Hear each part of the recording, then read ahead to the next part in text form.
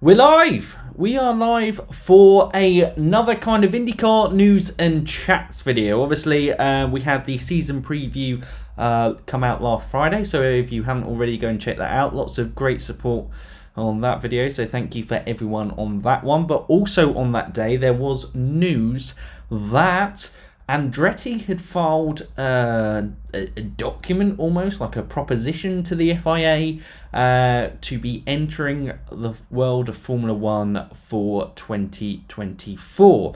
Now, obviously, I thought, hello, Wargiven Racing Hub, welcome to the chat. Obviously, it's not strictly IndyCar related, other than the fact that Andretti Autosport are one of the main teams within IndyCar, but I do feel there are implications, and there are enough people who kind of wanted a discussion on this for us to have a little bit of a chat. This week I'll hope to maybe the possibility of getting out like a teams previews for any of people new to the sport, of kind of going into the new season. And obviously me and Stephen will be doing a preview ahead of the first race on Sunday of the 2022 IndyCar season at St. Pete, and I cannot wait. It has been so long this winter break. So excited for the new season to start, and we'll go through a little bit on the testing and how things are going. Go from there. Did you watch Daytona yesterday? I wasn't able to catch it. Difficult. Go from there, but let me know how Daytona went. Was it a good race yesterday? Obviously, it was the first time it was going out on the package. The new package that obviously NASCAR had been running. So let me know how it went for now. I apologise if you don't recognise it. I typically watch and comment on my other account, Jacob Gibbons. Yes, Jacob, there we go. Thank you for that confirmation. I now recognise who you are. So Jacob, welcome to the chat. Good morning, afternoon. It's good afternoon for me, Taras. Alex DeHart, I just like the live chats. I don't care what the news is. Awesome, Alex. Well, good to have you along anyway. Charlie Atherton, hi. Good to have you in chat. It was better than expectations, which was really good. Wow, fantastic. Because Daytona 500 is like the Indy 500 in terms of it's just one of those big motor races in America, and a lot of prestige for the person who wins in, I say stock car racing. Go from there. It was sad we can't see Daytona live in Indy yet. To share, I know what you mean. I think we can in the UK, but I saw some things that it was being broadcast on Sky F1, but then I couldn't find it on Sky F1. So it was frustrating on that, because I really wanted to tune into the race, because I was looking forward to all the kind of things, new things that were there. And also Daytona was just one of those races, if you're not a NASCAR fan, it's quite easy to jump in and watch the Daytona 500, win it or lose it. Go from there. But yes, like we said, the main news today, so as we've got a decent number of you within the chat as things currently stand, it's probably good to jump into that first news story, which is Andretti to F1. What are guys thinking of that? So look, I'll run down what it goes. We'll switch up. Let me get live chat on my phone here, so that I can keep up with what you guys are chatting, which is go from there. Right, perfect. I know in the UK while doing research for how let people know what it was on Premiere. Premiere. Nice. Tim Sindrick will be walking around the IndyCar paddock a little taller. Absolutely he will. Okay, right, let's jump in. Give me 2 secs. Yep, that's all up on there. Okay, right, let's jump up. There we go. Should be all good for you guys. So this was the story that kind of broke, and it kind of broke through Mario Andretti of all, I said of all people, he's Michael's father, and in thing, and I think maybe the main driving force. I think Michael has unfinished business in Formula One, but the Andretti's, they know F1 is definitely, for Mario, has always been the pinnacle of things of what it was, and I think he wants the Andretti name to have success in Formula One again. Obviously 1978 Formula One champion himself, as alongside all his IndyCar success that he achieved in his career. That is Mario, of course. But yes, this news broke. Let me see if they have the quote of the tweet.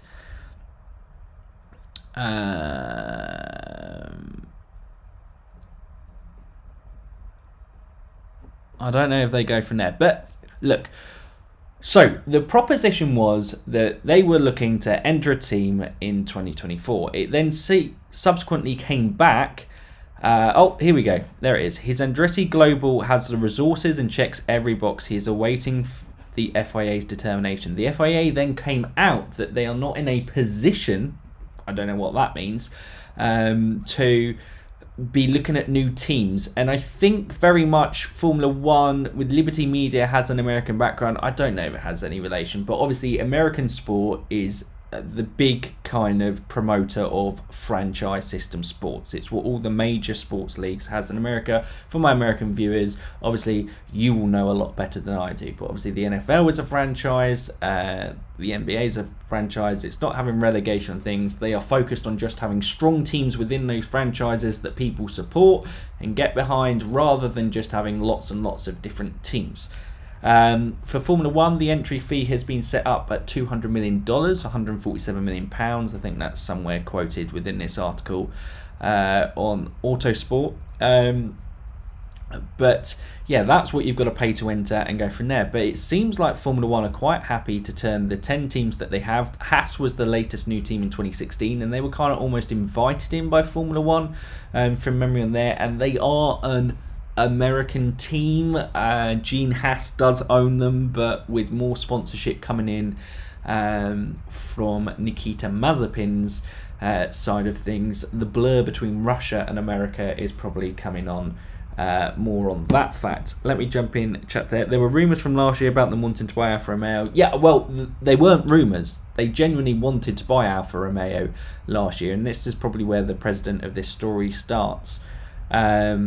And so they wanted to buy Alfa Romeo, but it seemed like that deal fell apart because at the last moment Alfa Romeo said, yes, give us all this money for the team, but you're not going to have 100% ownership of the team. And Michael's like, well, hang on a minute. If I'm forking out millions of pounds, I want to have the Formula One team. You can do one, mate.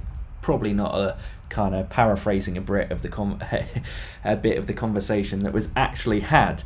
But it seems they are hell-bent on getting into Formula One, but Formula One, or the FIA at least, aren't too open about having teams into the sport. So yeah, that was the story that broke. They wanted to come into it, and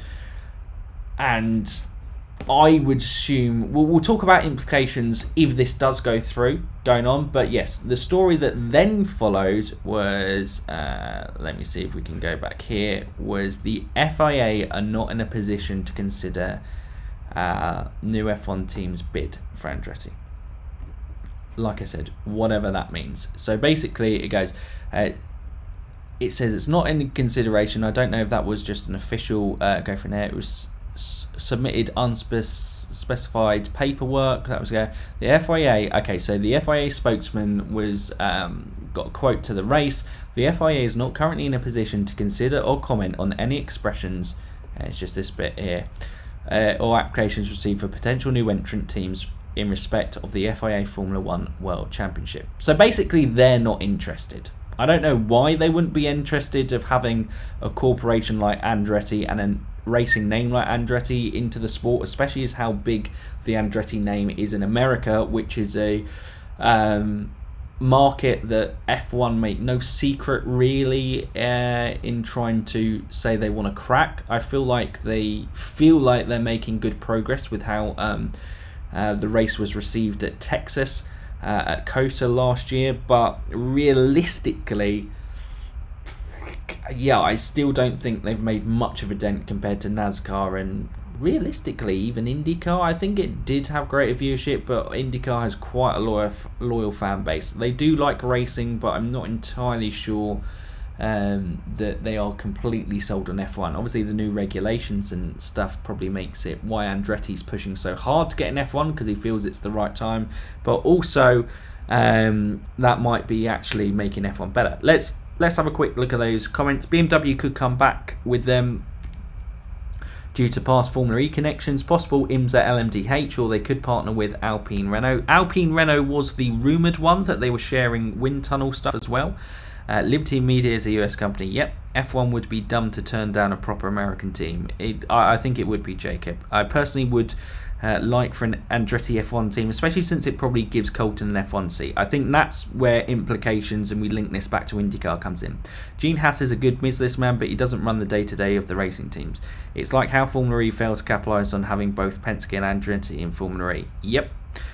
Which are the two biggest names in American motorsport? Breaking. Adam Stern reports that AutoNation will be sponsoring the Miami GP. That is the second Andretti sponsor after Gamebridge to do so. Very interesting indeed. Yes, obviously you've got that second race, the Miami GP, going to America, and with talks of a potential third one in a street race at Las Vegas, I believe is the other one.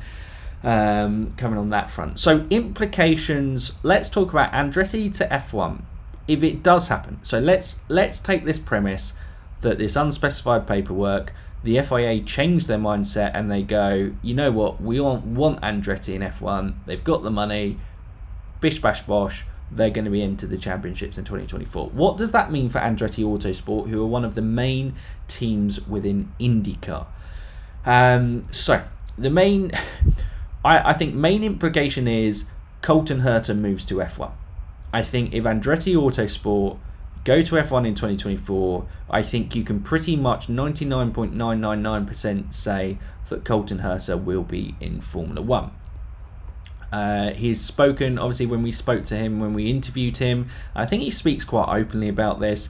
He wants to drive as many cars as he can before the end of his career. He's kind of viewing that, and he realizes that most of his dreams of driving, obviously he's an LMP2 winner at the Rolex 24 and also a GT Daytona or GT Le Mans, I can't remember what the BMW entry he was with Team Rahal. I believe he won it back in 2018-19, round about there. So he's won 2 class victories at the Rolex 24, and I think it's only a matter of time before he gets like an LMP1H or prototype entry, whatever's going to be the kind of top category in sports car racing there. And I'm sure he will get opportunities to race at Le Mans if he goes down that path as well. But there are lots of opportunities for Colton Hertzer and someone of Colton Hertz's talent to drive racing cars. But in Formula 1, it is a young man's game, or seems even more so a young man's game. I think 11 of the current field are 25 or under, and obviously Colton is 22 now, I believe. He's 21, 22. He's around about that age. So if 2024 comes along, he's going to be 23, 24. So he's going to be at the top end of that bracket of where it's coming, but he would have learnt his trade within IndyCar and may yet have a championship or Indy 500 by the time that season comes along. But I think, you know, regardless, I think someone commented on me they'd be silly to just give it to Colton. I was like, why would they? Colton Hertzer is a great driver. But I guess if you don't watch IndyCar, you wouldn't realise how great a driver Colton Hertzer is, and in particular on road courses or kind of permanent racetracks and street courses, which is what the entirety of the F1 calendar is made up on. He has yet to get his first oval win, so realistically you should say that the racetracks within the world of Formula 1 should probably suit Colton Hertz's strengths more. But yeah, that one feels a definite for me. So for the first time in a long time, because Alexander Rossi was never given a proper chance and Scott Speed wasn't really as serious. So it would be the first time in a very long time that American fans would have a serious American talent that they could get behind within the sport in machinery that, you know, Andretti, I can't see them coming in. They're going to put a lot of resources into this. So I can't see them. They might start off being a back marker, but I think, you know, over a 3-year period, you could at least see them, depending on how these new rules and regulations play out in terms of evening the playing field, could easily be a midfield contender / maybe up there for winning races. And I don't know what Colton's aspirations will be there, but he may realise that it may be tricky to secure a title-winning Formula 1 seat. He may, I think, might be trying to do a JPM onto F1. Yeah, one Pablo Montoya would probably be the perfect one. Williams, although they were still a very big team by that stage, he had a chance there and then moved on to McLaren, but never really worked out with McLaren, and then obviously made his way back to the United States and raced in NASCAR and IndyCar respectively. For the team as a whole, if Andretti enter Formula One, I don't know the financials of Michael quite a lot, but I believe that he keeps each individual racing program quite separate. So not necessarily financially, I don't think it would impact the IndyCar program. I think the sponsors tied up and set up alongside the IndyCar and what would be the prospective F1 partnership would be different. They may be similar, but I wouldn't say that they were mutually exclusive, so I don't think it will impact there.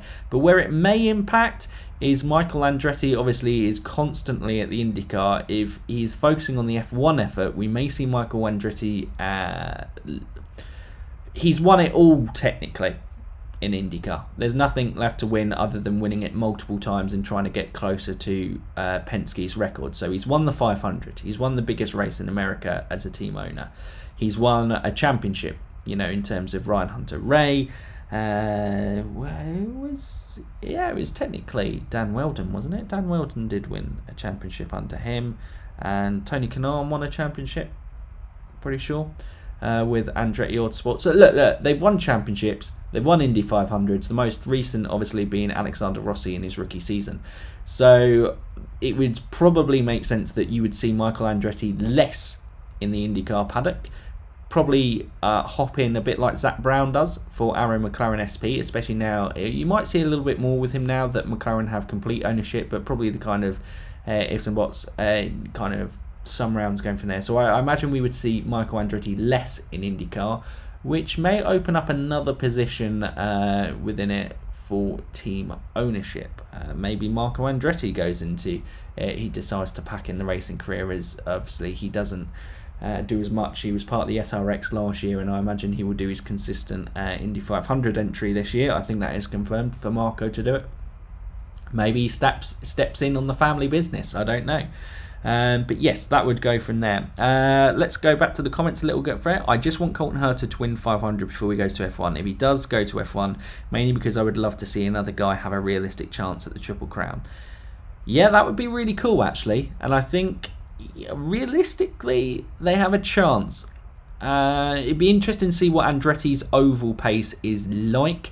They look lightning quick. We'll come on to testing to round off this live stream. But yeah, I think they look quick this year, and Colton continues his pace from his go from there. Did I say Rossi? Did I say it wrong year, Josu? Is that why you're saying Rossi won the Indy 500 in 2016? Did I say the wrong date? Apologies if I did. Andretti to F1 would be a massive power move for Andretti. It would mean more crossover between F1 and IndyCar, and would make two teams in both F1 and IndyCar with McLaren and Andretti. Yeah, I think F1 has a lot to gain, but I always think also IndyCar has a lot to gain, because Andretti, could garner fans, and Colton Hertzer could garner fans, and people, IndyCar is a series on the up, and so if that stays competitive, it could always draw more eyes to it, and also, there could be a very fluent link. It's going to be interesting to see how the McLaren partnership develops with Pato, and whether he does make that switch across to Formula One. He's made his ambitions very clear that he would like to go to Formula One, so he may actually be another option. They may go Colton and Pato as teammates for Andretti if a McLaren opportunity hasn't opened up for Pato at that stage of it. But yes, I think... Yeah, I think it's a positive thing overall in terms of publicity for IndyCar. I don't see there's many faults of it other than, taking top talent away from the series. But if Colton goes 2024 and say Carl Kirkwood has driven 2 years at AJ Foyt Racing, kind of getting his bedding in the series, then Carl Kirkwood is another top American talent and could easily slot into where Colton leaves, if that is the kind of ambition to do so. If Andretti finalises F1 entry, I expect Carl Kirkwood to be kept at AJ Foyt for another year until Herton's seat opens up. Yeah, Taras has just said what I gone from there. Brilliant. You commented. You got to it first, Taras, so well done in there. The Andretti F1 is backed by a SPAC. Michael is just the front man from investors. Yeah. yeah, that's what I thought. You know, they're just putting the Andretti name on it. Rossi won for Andretti Autosport. Yes, he did. The 500. So yeah, that's my real thoughts. Let me know in the comments. Any of your further thoughts of that Andretti situation? But I think we've pretty much covered it. That's pretty much all it is. It's very speculative at the moment. The FIA have said, obviously, let's get back to the new. Let's get back to here, because we had the article up there for a moment. Look, it's all very much rumours at the moment, but we saw with the rumoured Alfa Romeo move that went from rumour to a very real and even very likely possibility very quickly. So I could imagine FIA... Look, the FIA has always been this. They want 10 strong teams within the championship. It's a really, really big thing, the F122 rules and regulations. They've pitched it as a massive overhaul within it to look to level the playing field, have the budget cap. I'm pretty sure this is a, as big as mix-up we've had in the rules and regulations since the introduction of the hybrid engines for the 2014 season. So they're going to let the dust settle before they kind of go from there. But I imagine behind the scenes that there are serious negotiations going on with this. But AJ40 is running Chevy engines whilst Andretti is running Honda engines, so wouldn't that be a hard step? Yes and no. Hello, Polo! Welcome to the chat, Daniel. Thanks for you jumping in. Yeah. I don't know. I haven't asked the drivers. I tell you what, who's going to be a good one to have a look at on that one? Simon Pagenaud's performance is probably going to be a good one to see that. Obviously, he's switching from Chevy at Team Penske to Honda at Meyershank Racing. So, yeah, it'd be interesting. I don't imagine that it affects it too much, but obviously it is slightly getting used to. But, yeah, look, Carl is so young still. So, if he took a season to kind of get used to driving the Honda engine as opposed to the Chevy engine, that's not going to be something that deters. Also, no hometown boy in IndyCar, I know. Max Chilton's career is over in IndyCar, sad times. Very sad there. And Rosenqvist too. Yeah.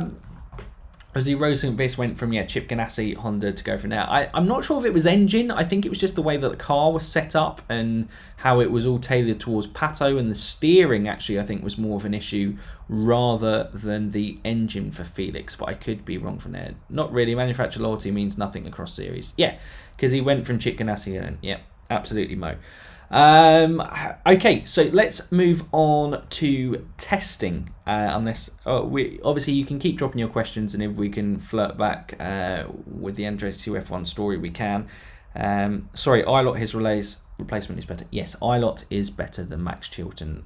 Max Chilton is more of a fondness because he lives very local to me and Stephen.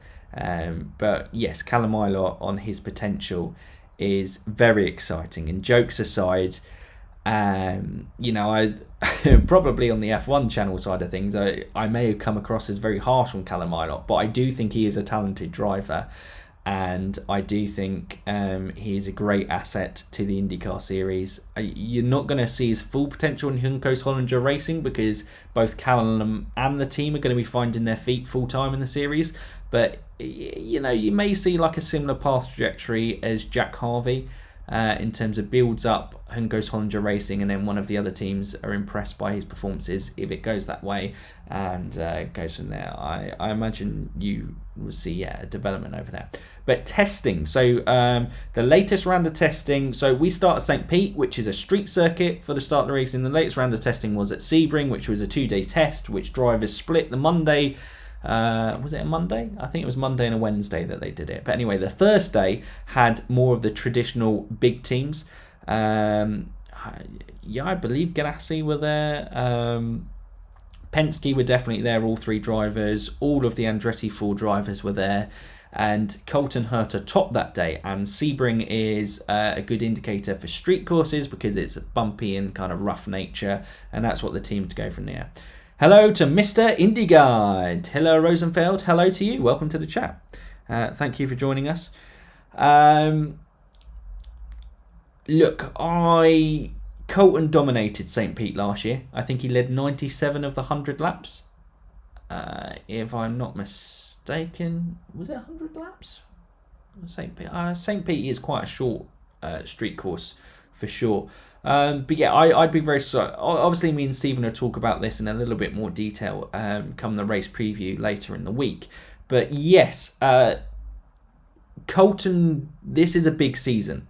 He equaled the most top wins last year with 3. Him and Alex both won 3 apiece. He had the most pole positions with 3 pole positions last year, and at times he was unbelievably quick, but it just lacked consistency, and also some things were out of Colton's control. Hello David, good to see you in chat. I think him showing pace early in testing. Pato showed pace in testing last season and was right up there in the championship fight throughout. I think this is a real big push. Andretti were kind of getting it together. I think, especially with that focus, they would have conversations with Andretti. So, Michael's fronting this, but I imagine he would be sounding out Colton and his thoughts of moving to Formula One. So maybe this does provide that focus that Colton needs. Not needs necessarily, but it may put a little bit more pressure on for him to deliver a championship. I would say out of the 2, a championship rather than Indy 500 is more likely, as he's yet to win on an oval.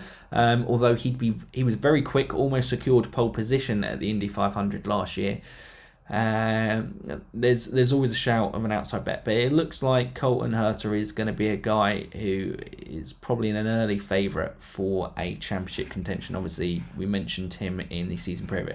Are Penske and Andretti rivals? Because I noticed that if Andretti Penske joins a new sport, the other one also joins it. Like if Andretti ends up joining F1, would Penske do the same? Yes and no. Penske are the most successful team in IndyCar history in both checks. They've won the most championships and they've won the most Indy 500s. They're also the longest running team. I don't think I'm wrong in saying that. The longest running team currently still within IndyCar. Andretti, as we know it, when Michael started getting properly involved, was from around about 2002, 2003, and went through, especially the 2000s up to 2010s, had a phase where they were very successful in terms of 500s and championships, and even got a 500 and championship in the early part of the 2010s with Ryan Hunter-Reay securing both of those. So yeah, I guess there's a rivalry there of sorts, because they are one of, alongside Chip Ganassi, the traditional big 3. So if since 2002, only Penske, Andretti and Chip Ganassi have won championships within the IndyCar series, and they've had a good line share of the Indy 500s as well within that time, those 3 teams. Would Penske do the same? Not sure, because Penske's pure focus, I think, is on IndyCar at the moment, but his son branched out into Formula E, although I think he may be pulling out of that and maybe potentially coming back to IndyCar. But there's every possibility that, if Penske do decide to kind of dip their toes within the Formula One world, that maybe his son heads that, having more experience gone outside the IndyCar series. But yeah, I don't know. But yeah, it's a rivalry, but I wouldn't say if Andretti join, it's guaranteed that Penske do the same. Hi Gianni, good to see you. I'm good, thank you. Hope you are well. Watching at work. Shh, Joe. Shh. Don't tell anyone at work. Shh. Shh. Okay. Simon Pagenaud, now on the second day. Carl Kirkwood, I believe, tested on both days. I think Tatiana Calderon, Malukas did as well. They showed some good signs of pace on that one, but it was Maya Shanks, Simon Pagenaud coming fresh off with Elio Castroneves, the winner of the Rolex 24 this year. And Simon, obviously self-confessing himself, wants to be the dark horse this season. Yeah, look, there weren't any of the major big three, but yeah, let me see if I can get the timings up for IndyCar to kind of compare relatively.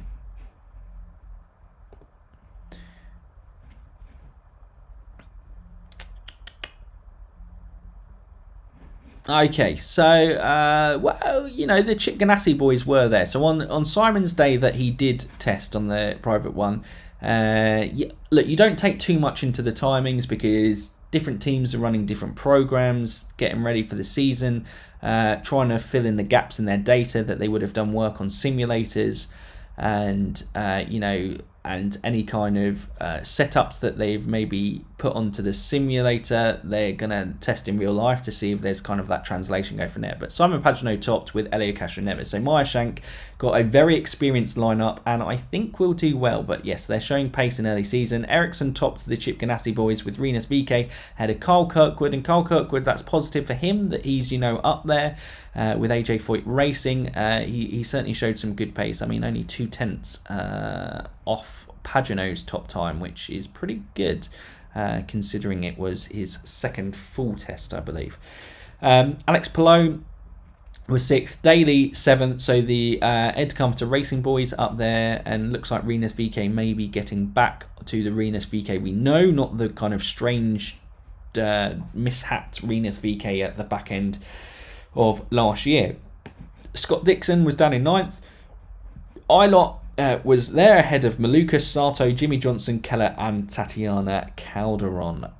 Tatiana was the slowest of the days on day 2. Let me see if I can find on the first one the timings. No, can't go from there. Let's have a look at chat. Hey Zach, how are you? Hope you're well, buddy. Good seeing chat. Dragon Penske, I would predict being the next FE team to leave. I think there were rumours that they would go. You remind me how close Pato was to breaking the podium. I know, Taras. He was so close, unfortunately for him. I'm well, working since last week again, so feeling good. Glad to hear it, Gianni. Fantastic. Fantastic you're back working. Nick, also to be honest, Chip Ganassi Racing hasn't been as big of a team as Andretti and Penske. They haven't, but since the aero screens have been introduced, they have easily been the best team out of those three. Michael Andretti, Michael Schumacher, Michael Massey, Michael Jordan, Michael Jackson, etc. David coming in with the Michaels. Hiller Roosevelt, I have to say I really do not understand Formula E at all. I think a lot of people struggle to understand it. I don't think you're the only one. Gimmicky racing, and it's going from there. None do as well. Use motorsport testing timings. Okay, motorsport testing timings. Thank you, Nick.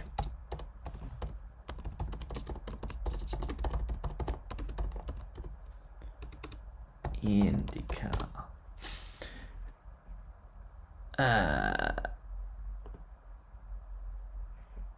Oh yeah, I forgot. Kevin Magnussen also drove the number 10 Chip Ganassi. I don't know if it goes in there. Let's see. Do they have any timings on here? No, they were just saying that Hertzer. Okay. So I believe Simon Pagenaud's time was quicker than Hertzer's was the quickest. Pip Dale Coins rookie. Okay, so Malukas was up there, and Malukas is a top talent as well, so that's going to be interesting. Besides the facts, that sounds like the dentist. I don't quite trust testing times because I don't know the priorities thing. Yeah, absolutely. Look, take testing times with a pinch of salt. It's not going to give you guaranteed, but I would strongly suspect Andretti to be strong on street circuits as a team. From Colton speakings, it sounds that they were very in these two aero screen years, the track they've felt most confident on is street courses, so I'd expect them to be strong, and Hertzer wanting to put a serious marker down as well. Hopefully live pit stops next year with the new car. That would be cool. Formula E is getting better. It is getting better, absolutely. But you have to remember, you can't be too harsh on Formula E because they're literally starting a racing series from scratch. where most racing series foundations are, well, I mean, IndyCar had it from the early 1900s, Formula One from the 1950s. There were single-seaters before that, but that's when the championships run from, and sports car racing has had a long, illustrious history as well. So Formula E coming in is definitely going from there. Stock car racing has a lot longer history, so they're going to make a lot of mistakes, and I believe they are making a lot of mistakes, but there are also some good elements of racing within it. I was quite shocked when I saw Villeneuve join NASCAR. I thought he quit racing. I thought he did too, but you know, he just loves it. He said the hunger was always still there. I think Jacques was just a bit bored and realised that he had the opportunity to do it. The article is titled, "Can we read into testing at Sebring?" Okay, let me. There it is. Should we read anything? Accept. Perfect. Okay, I've got it there. Let me share this on screen with you guys. Right, there we go. Okay. So, Colton Hertzer tops there. Roman Grosjean was second. Joseph Newgarden third. Power fourth. Rosenqvist fifth. Pato awards it. So, Felix ahead of Pato. Not close. Very close to from there. But Felix did start to pit Pato a little bit in qualifying at the end. I know in some important ones, Felix actually... Was it a Laguna Seca that Felix bumped Pato out of the fast six? So yeah, Felix's qualifying certainly was getting better, like I say. Graham ahead of Jack Harvey.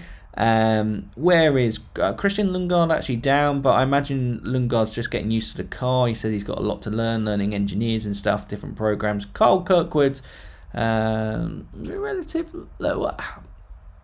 is within what's that? Within about 5/10 of Colton, maybe just over 5/10. Go from there. Devlin DeFrancesco, Alexander Rossi. So yeah, looks like Rossi and you don't know what programs they're going, but you would say that Colton and Roman may be the ones leading the team, and Alexander go from there. And that's not going to be good for any Alexander Rossi fans if it goes from there. Long Beach. Thank you, Masterbots. Thanks for that. And then Cindric did it in his first attempt in the 2. Yes. Crazy thing, Mike, is that yesterday was the first win for the number 2 at Daytona, despite 3 previous drivers over the past 30 years all having championships. That is mental. That is crazy because, yeah, obviously car numbers a lot more linked in American sports. Like, you know, the team pretty much owns the number. Like, you know, the number 3 is now Scott McLaughlin, was for a long time Elio Castro-Neves, and all the success he got from there. Rick Mears as well within that car. You know, the number has a lot of history within it as well. But yeah, Cindric obviously had a lot of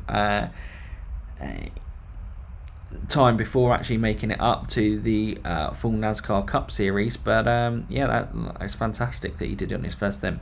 I'm going to eat. See you later. See you later, Gianni. Go from there. There was an article from Motorsport Weekly that the push-to-pass rules will be changed this year. Cars that are 1 lap down from the leaders may have theirs disabled. Okay. Wow, that could be pretty harsh, but I guess it was in situations last year. I know at Laguna Seca, I think Palou and Hertzer were following Rosenqvist for a bit, and Pato was trying to charging up behind, and Felix was obviously holding up traffic. And if you're only, or you're trying to fight to stay on the lead lap, I guess that'll stay.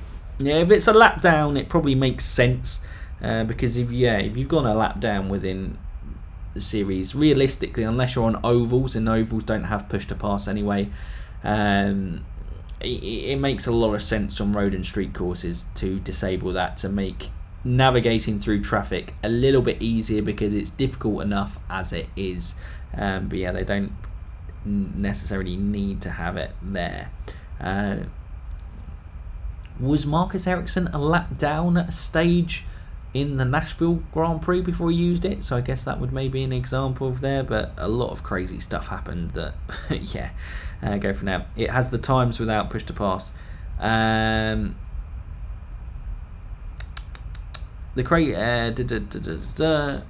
that was Portland and Long Beach. What was Portland and Long Beach? Was that the Felix Rosenqvist out qualified? But anyway, there was the testing times there, and again, there's a full kind of list of the timings. So yeah, Chip Ganassi not necessarily lighting it up if you compare their times to Colton, but yeah, I wouldn't say anything. I'd very much expect Scott Dixon and Palou to be up there in the championship. But yeah, like we said in the preview, Marcus Ericsson, very interested to see how his season gets on and goes on this year. May change pit strategy for some teams, hold off on pitting to keep them from going a lap down. Yeah, it's certainly, IndyCar's one of its most fascinating things is the strategy. I think the strategy is so diverse and complex within IndyCar, more so I'd argue than a series like Formula One. So yeah, I think that would definitely be interesting. When will IndyCar have ground effect aero, or do they have it now already? David, they've already had it, I believe. Since they've gone from this kind of to this stock, it's mainly been a kind of ground effect aero car. Yeah, since it's pretty much been a stock chassis with Dallara, I believe it's been a fact. Doubt CGR was trying to set fast laps. CGR never try and set fast laps. I don't think I think I rarely see in testing. Cause I don't even think Palou last year was, topping testing things. I think it was all Pato, and then obviously Pato went out and secured pole at Barber, but Chip Ganassi's strategy nailed it, and Palou had some superb pace in that first race. So yeah, definitely don't take Chip Ganassi's timings too literally, and definitely don't take it for Scott or Alex to say maybe one season wonder or past his best type thing from now. I think they were doing shakedowns, absolutely.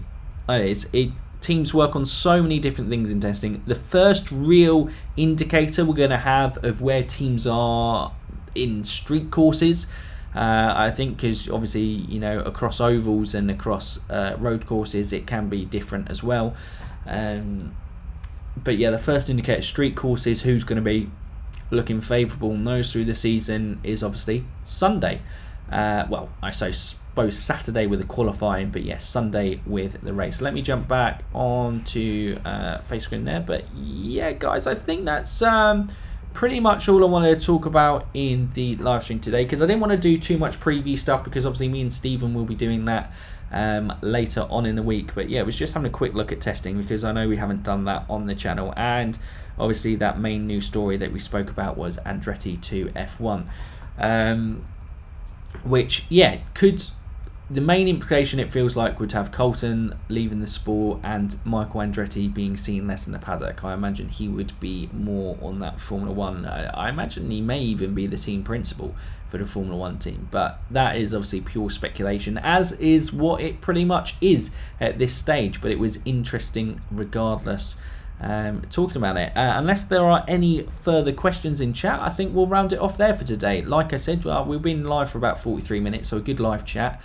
27 of you I think in chat as it currently stands, so thank you so much for everyone who's jumped in chat. Make sure you kind of dropping likes on the stream as well if you enjoy our content, and go from there. And if you're new around here, make sure you subscribe as well, because it all helps in the YouTube algorithms.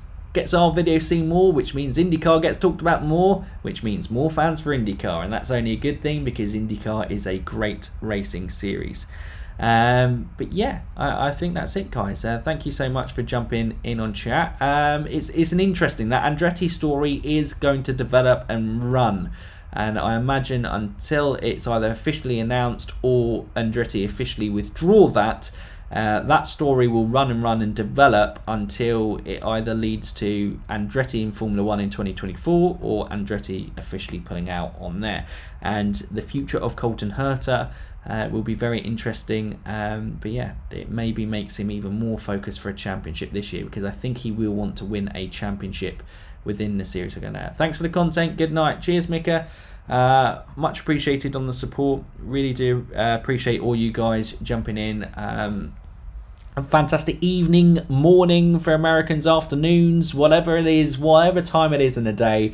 Excited for this IndyCar. The content hopefully will be ramping up a bit as the season goes, because, you know, there's so much to talk about in season. We've waited so long for it. We're going to have to wait a little bit. We won't focus on that. The main thing we'll focus on, we've got a race coming up this Sunday, and that is absolutely fantastic. But yes, thank you everyone. Time for the Alpine reveal. So yeah, if you're interested in Formula 1 and seeing the kind of Alpine livery launch, you can go and check that out. I think that was at 5 o'clock, so you go from there. Hello Indy fanatics, hello PPR11. You've just jumped in as we are rounding off this stream, but thank you for jumping in. But yes guys, that's it for today. Like I said, if you haven't already, make sure you like the stream. It helps us all in the kind of YouTube algorithm. Things means that, you know, we can keep going up and hopefully getting our content in front of more people's eyes and keep growing this fantastic IndyCar community that we have here on the channel. Subscribe as well, like I said, if you are new around here. And that's it from me. So for now, you